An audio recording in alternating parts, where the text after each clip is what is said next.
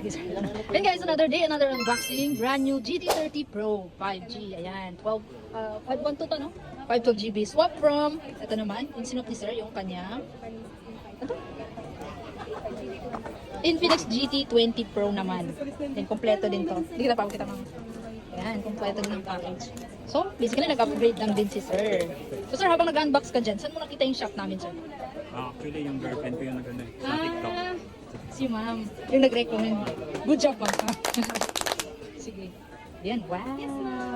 Sheesh.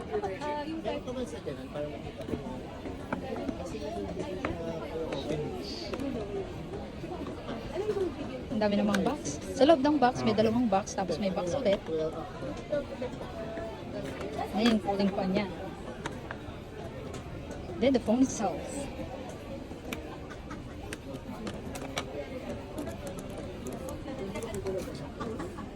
Ew, pakita mo lang yung likod siya. Then yung cooling fan niya. Ayun, flex ko lang sila. Oh, Infinix. Yan na. Tibit na. Thank you so much po kay sir.